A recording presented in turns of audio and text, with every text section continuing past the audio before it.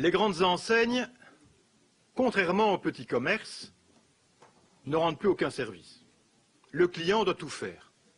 Ranger ses vidanges lui-même, remplir son caddie lui-même, scanner lui-même ses courses, payer, heureusement, et puis s'en aller.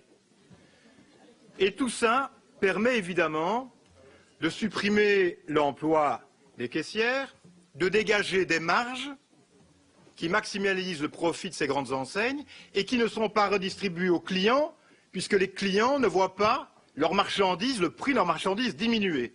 Donc l'esprit d'une taxation sur le self-scanning est d'une part une idée de taxation sur comment peut-on examiner et faire en sorte que les pouvoirs publics qui doivent après non seulement s'occuper des chômeurs et les réinsérer, ou bien leur donner des allocations de chômage, puissent percevoir une partie de la marge bénéficiaire dégagée. C'est l'esprit de la taxe sur le self-scanning.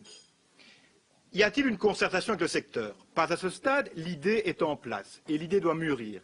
Mais je ne vous ferai pas l'injure de vous rappeler quand un conseil d'administration du haut de sa tour décide de mesures qui touchent directement les travailleurs et touchent directement à l'emploi par des réductions massives d'emplois, croyez-vous que dans une position et dans une décision de non-retour comme celle-là, il se concerte avec quelqu'un? C'est no way, c'est jamais.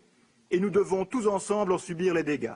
Et je voudrais donc vous rappeler qu'à travers mon idée de taxation sur le self-scanning, je ne m'oppose évidemment pas au numérique de manière générale, parce que je pense que le numérique est un facteur de progrès, mais il y aura des victimes du numérique.